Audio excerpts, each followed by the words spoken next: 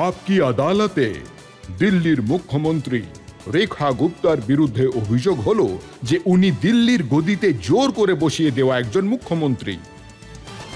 রেখাজি, যখন দিল্লির নির্বাচন হয় তখন আপনাকে মুখ্যমন্ত্রীর মুখ হিসেবে প্রজেক্ট করা হয়নি। সেই জন্যই আম আদমি পার্টির লোকেরা বলেন যে দিল্লির মানুষ ওনাকে নির্বাচন করেননি, ওনাকে দিল্লির মুখ্যমন্ত্রী হিসেবে জোর করে বসিয়ে দেওয়া হয়েছে। দেখুন রজতজি, আমি দুটি কথা বলতে চাই।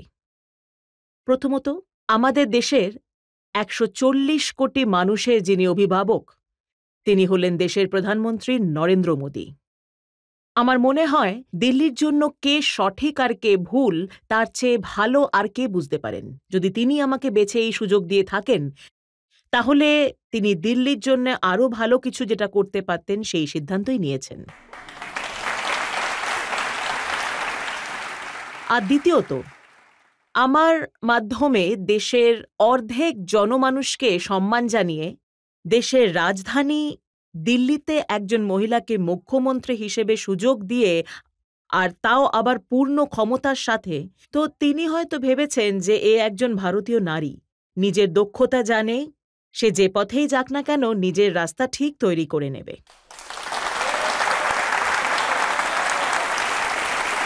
কিন্তু মানুষও এটা জানতে আগ্রহী যে যখন এই সিদ্ধান্ত নেওয়ার কথা ছিল তখন মিডিয়াতে অনেকের নাম ঘুরপাক খাচ্ছিল। মাঝে মাঝে বলা হচ্ছিল স্মৃতি ইরানি দিল্লির মুখ্যমন্ত্রী হবেন, প্রবেশ বর্মার সন্তানরা টিভিতে বসে বলেছিলেন যে বাবা চিফ মিনিস্টার হতে চলেছে। তাহলে রেখা গুপ্তা কিভাবে হয়ে গেলেন? আমি এটাই বলতে পারি যে ভারতীয় জনতা পার্টির একটা বড় বৈশিষ্ট্য হল তারা গ্রাসরুট লেভেলের একজন ব্যক্তি, একজন সাধারণ পটভূমি থেকে উঠে আসা নেতাকে, একজন ওয়েল ট্রেন্ড কর্মীকে এই রকম সুযোগ দিয়ে তার ওপর বিশ্বাস রাখতে পারে যে সে রাজ্য পরিচালনা করতে এবং জনগণের স্বার্থে কাজ করতে পারবে। এর জন্য আমি পুরো ক্রেডিট শীর্ষ নেতৃত্ব এবং দলকে দিতে চাইব। কিন্তু ভারতীয় জনতা পার্টিতে বলা হয় যে যার নামে বেশি আলোচনা হয় সে সুযোগ পায় না। তাহলে কি আপনিও চেষ্টা করেছিলেন যাতে আপনার নামে আমি আলোচনা না অনেক হয়? চেষ্টা করেছি যাতে আমার নাম নিয়ে আলোচনা বন্ধ হোক, কিন্তু আপনারা টিভির লোকেরা ক্রমাগত দেখাচ্ছিলেন যে মহিলা হলে রেখা গুপ্তই হবেন। তো আমার কিছু বন্ধুরা বলল এটা ভুল হচ্ছে, আসা উচিত নয়। আমি বলেছিলাম যে আমি এটা থামাতেও পারবো না, যা কিছু ঘটছে তাতে ঈশ্বরের কৃপা থাকা উচিত। যদি আমি দিল্লি সেবা করার সুযোগ পাই, আমি আমার সমস্ত শক্তি দিয়ে তাই করব, আর যদি অন্য কোনো কাজ পাই সেটাও নিষ্ঠার সাথে করব। লোকজন এটাও বলে যে বিজেপিতে যারা প্রথম সারিতে বসে আছেন তাদের নাম্বার আসবে না। তাহলে কি আপনি পেছনে বসেছিলেন নাকি আমি সামনে? একদম দ্বিতীয় সারিতে বসেছিলাম, প্রথমে বসিনি। আমিও তো ৩০ বছর ধরে পার্টিতে কাজ করছি, তাই আমি জানতাম যে প্রথম সারির লোকের নাম্বার আসবে না।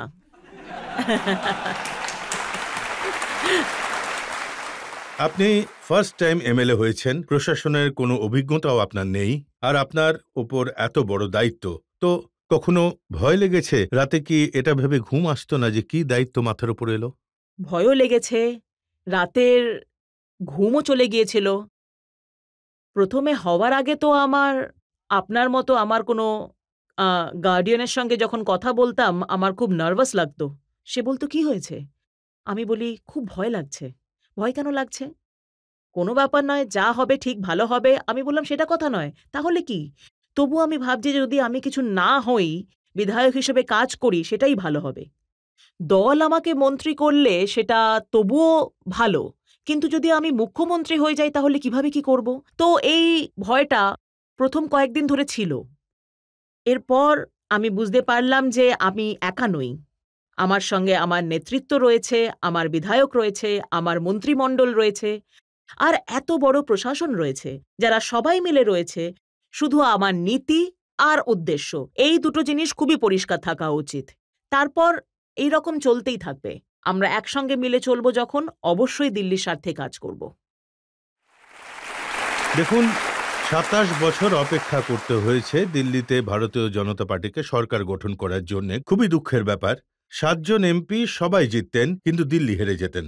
আচ্ছা, এবার বলুন তো, মুখ্যমন্ত্রী হওয়ার আগে আপনি মোদিজির সঙ্গে কতবার দেখা করেছিলেন? আমি অনেকবার মোদিজির সঙ্গে দেখা করেছি, একজন কর্মী হিসেবে, একজন নেতা হিসেবে, একজন কাউন্সিলর হিসেবে, সংগঠনের একজন দায়িত্বশীল কর্মী হিসেবে।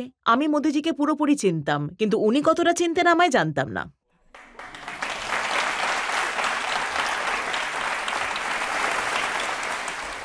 দেখুন, আম আদমি পার্টির লোকেরা বলেন যে ইনি তো হরিয়ানার মেয়ে, আর তারা এটাও বলেন যে হরিয়ানাতে গঙ্গারাম কাশিরাম আড়তদার ছিলেন ওনার নাতনি।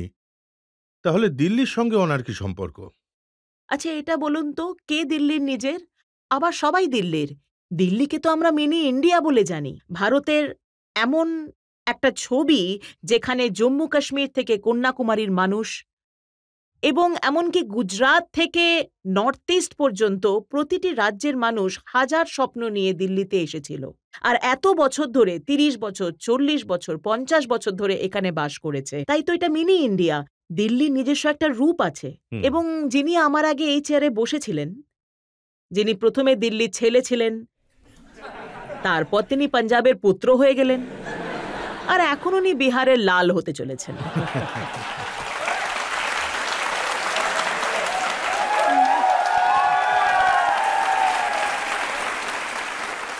আমি তো দিল্লিরই মেয়ে, তাই না? তাই দিল্লির প্রতি আমার দায়িত্ব হলো সম্পূর্ণভাবে ফুল টাইম 24/7 দিল্লির মুখ্যমন্ত্রী হিসেবে শুধু কাজ করা, আর আমি সেটাই করে চলেছি। এটা তো লোকেরা বলে আপনার পায়ে নাকি চাকা রয়েছে, সারাটা দিন ঘুরে বেড়ান।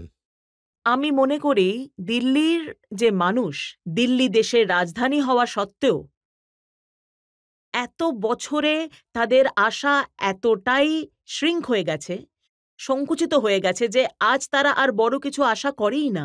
আজ তাদের ছোট ছোট ইচ্ছা রয়ে গেছে। তারা বলে আমার বাড়ির সামনে ড্রেনটা ভালো অবস্থায় থাকা উচিত, আমার নর্দমা যেন উপচে না পড়ে, বাড়ির সামনে গর্ত না থাকে। ছোট ছোট ইচ্ছে নিয়ে দিল্লি আজ নিজেকে সংকুচিত করে ফেলেছে। কারণ ওনারা দেখেছেন যে যারা ক্ষমতায় ছিল, যারা শাসনে ছিল, তারা দিল্লির জন্য কিছুই করেনি। তাই আজ তাদের সমস্ত আশা পূরণ করার জন্য, তাদের প্রত্যাশা পূরণ করার জন্য আমি মনে করি যে দিল্লির একজন ফুল টাইম মুখ্যমন্ত্রী পাওয়া উচিত। আর এত ব্যাকলগ রয়েছে, ২৭ বছর ধরে যে ব্যাকলগ পড়ে রয়েছে, সেই সব কাজ করার জন্য আমাকে দিন রাত কঠোর পরিশ্রম করতেই হবে। আপনি বলছেন যে ওনারা কিছুই করেননি। ওনারা তো একটা বটলের সঙ্গে আর একটা ফ্রি দিচ্ছিলেন। আপনি এটা ঠিক বলেছেন। শিক্ষিত সরকারের কাছে এত দারুণ ভিশন ছিল যে যেটা দেশের অন্য কোথাও হয়নি সেটা ওনারা করেছেন। ওনারা বলেছিলেন যে আমরা জল ফ্রি দেব, বিদ্যুৎ ফ্রি দেব, আর বোতলের সঙ্গে বোতলও ফ্রি দেব। জনগণও খুশি হয়েছিল, তাই ওনারা তাদের দুবার জিতিয়েছেন। এরপর জনগণ বুঝতে পেরেছেন যে আরে ভাই, এতে তো আর পেট চলবে না। আপনার ইনফ্রাস্ট্রাকচার দরকার, আপনার শিক্ষার দরকার, আপনার হেলথ দরকার, দিল্লির উন্নতির দরকার। দিল্লিকে নেশায় ডুবিয়ে রাখা সরকার ওনাদের দরকার ছিল না। আর সেই কারণেই জনগণ ক্ষুব্ধ হয়ে ওনাকে এখান থেকে তাড়িয়ে দিয়েছেন। আপনার সরকার সম্পর্কে দিল্লির মানুষ কি ভাবেন? এক দুটো প্রশ্ন আমরা পাবলিকের থেকে নিতে পারি। দিল্লির প্রাক্তন মুখ্যমন্ত্রী আতিশিজি আপনার বিরুদ্ধে অভিযোগ করেছেন যে আপনার সরকার গঠনের পর থেকে আপনি নয়, আপনার স্বামীই চালাচ্ছেন। প্রথম কথা, আমি গত ৩২-৩৩ বছর ধরে এই সামাজিক ক্ষেত্রে কাজ করছি। ৩ বার নিগম পরিষদ, ৩ বার বিধানসভার ভোট, ২ বার দিল্লি বিশ্ববিদ্যালয় ছাত্র সংসদ। আমার হয়ে অন্য কেউ কাজ করবে তার প্রয়োজন নেই। তবে হ্যাঁ, আমার সঙ্গে আমার টিম হিসেবে হাজার হাজার কর্মী মিলেমিশে কাজ করে।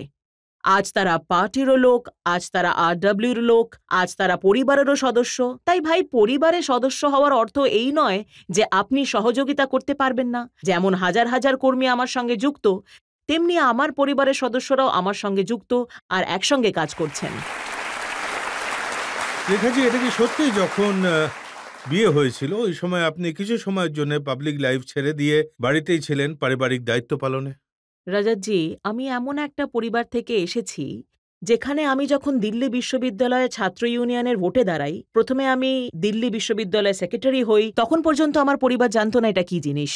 যখন দল আমাকে প্রেসিডেন্ট হওয়ার জন্য নির্বাচনে প্রতিদ্বন্দ্বিতা করতে বলে, তখন আমার মা বলেছিলেন, আরে ভাই, এই রাজনীতি ব্যবসায়ীদের সন্তানদের কাজ নয়, আর মেয়েরা তো একদমই এর জন্য অ্যালাউড নয়।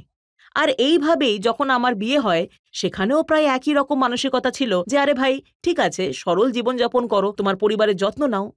তো এই পার্টি, ভারতীয় জনতা পার্টি, আমার মনে হয় এমন একটা নেতৃত্ব ছিল যারা এমন একটা মেয়েকে বেছে নিয়েছিল যে ভালো কাজ করতে পারে, সমাজের মধ্যে ছাপ ফেলতে পারে। ওনারা আমাকে খুঁজে নেন, হাত ধরে আমায় পার্টিতে নিয়ে আসেন এবং কাজ দেন, আর আস্তে আস্তে এতই নারিশ করেন যে সেই অঙ্কুরিত বীজ আজ একটা বৃক্ষের শেপ নিয়ে নিজের ছায়াতে হাজার হাজার মানুষকে সাহায্য করতে পারছেন।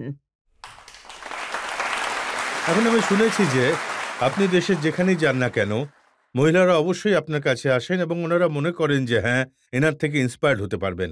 দেশের অর্ধেক জনসংখ্যা, এই যে দেখুন বোনেরা বসে আছেন, তারা নিশ্চয়ই এটা অনুভব করতে পারছেন যে রেখা গুপ্তা মুখ্যমন্ত্রী হননি, ওনাদের মনে হচ্ছে ওনারাই মুখ্যমন্ত্রী হয়েছেন।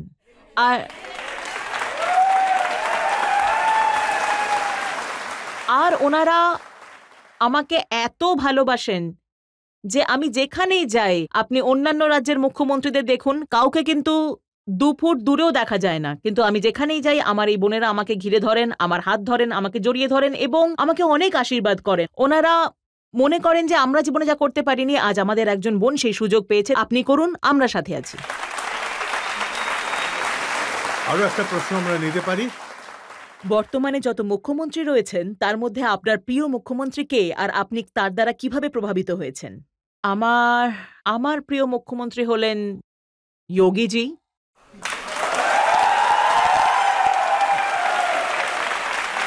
আর যেহেতু আপনারা সকলেই ওনাকে পছন্দ করেন, তাই আমিও পছন্দ করি।